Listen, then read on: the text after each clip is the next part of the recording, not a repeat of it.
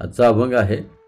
जननी हे जाणे बाळकाचे वर्म, सुखदुःख धर्म जे जे काही. अंधापुढे जेणे दिदला आधार, त्याचा हा विचार तोची जाणे. शरणागता जेणे घातले पाठीशी, तो जाणे तेविशी राखोतया. कासे लागे तया न लगती सायास, पोहोणारा त्यास पार पावी. तुका म्हणे जीव विठ्ठलाचे हाती, दिला त्याची गती तोची जाणे. याचा अर्थ आहे, बालकाला ज्या वेळेला सुखदुःख जे काही होईल ते सर्व धर्म आणि त्याचे वर्म त्याच्या आईला माहीत असते. आंधळ्यांना हात देऊन धरून चाललेला डोळस पुढे येणारे खास कळगे मार्ग जाणतो व आंधळ्याला सुखरूप घेऊन जातो. तसेच एखाद्या मोठ्या शूराला जर कोणी संकटग्रस्त मनुष्य शरण आला आणि त्याला त्या शूराने पाठीशी घातले तर त्याचे रक्षण कसे करावे याची चिंता त्या शूराला लागते.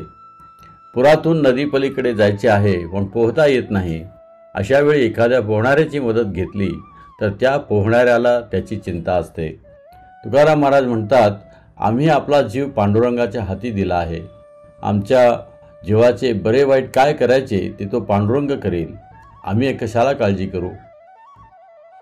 हरिभक्तांना माहीत असते की ह्या भौतिक जगात इंद्रिय तृप्तीमध्ये मग्न असलेल्या लोकांच्या संगतीमध्ये राहून भक्ती करणे फार कठीण असते. यासाठी हरिभक्त स्वतःला भगवान श्रीकृष्णाच्या अधीन करून, म्हणजे त्याच्या भगवद्गीतेमधील आदेशाचे पालन करून भवसागर पार करून जाण्यासाठी प्रयत्न करतात. स्वतः भगवान श्रीकृष्ण भगवद्गीतेमध्ये सांगतात, दैवीयेषा गुणमयी मम माया दुरत्यया, मामैव ये प्रपद्यन्ते मायामेतां तरन्ति ते. अर्थात 3 प्राकृतिक गुणांनी युक्त असलेली माझी दैवी मायाशक्ती ही अतिशय दुस्तर आहे, परंतु मला जे शरण आले आहेत ते मायेला सहजपणे तरून पलीकडे जातात. एक बद्धजीव दुसऱ्या बद्धजीवाची सुटका करू शकत नसल्यामुळे सुटका करणारा मनुष्य मुक्त असणे आवश्यक आहे. म्हणून केवळ भगवान श्रीकृष्ण अथवा त्यांचे प्रामाणिक प्रतिनिधी आध्यात्मिक गुरुच बद्धजीवांची मुक्तता करू शकतात. यासाठी भगवान श्रीकृष्णांना शरण गेलेले हरिभक्त निश्चिंत असतात.